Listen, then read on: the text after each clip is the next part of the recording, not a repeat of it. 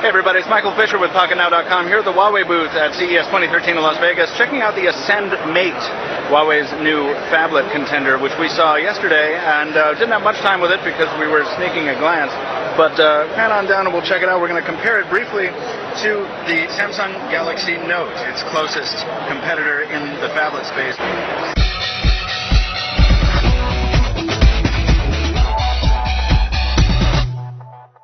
Just very briefly, you can see screen size here. There's a giant difference between the 6.1-inch panel on the left on the Ascend Mate and a 5.5-inch panel. There's also a difference in display technology. This is, of course, Super AMOLED on the right.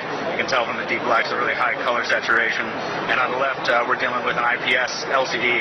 More traditional, we've talked about this over and over again. It just kind of depends on your taste. You notice we have a little bit more screen real estate on the Samsung device because we don't have the Android soft keys taking up space on the bottom. But Huawei has demonstrated that those can actually be hidden. I can't do it right now. Oh, there we go. It won't auto-hide, but you can just tap that, and then when you want it back, you slide up. We think that's a nice little touch there.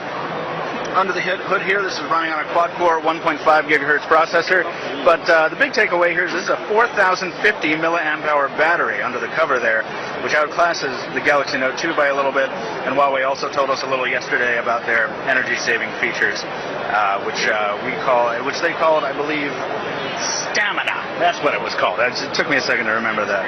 Yes, it is. This is an 8.0 megapixel autofocus camera on the back. Of course, the same thing on the Galaxy Note 2.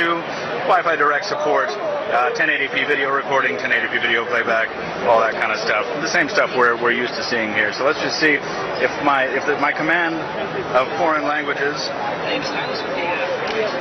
There's no stylus on the Huawei Ascend Mate. At least there's no dock for one. I'm sure that there is a stylus available.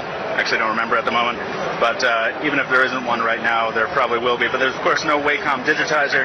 So if you're looking for the best in stylus support, of course, you're going to want to stick with a Samsung product. Let's just see if we can.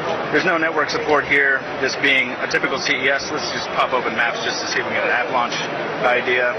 Boom, there's Google, 1, 2, 3.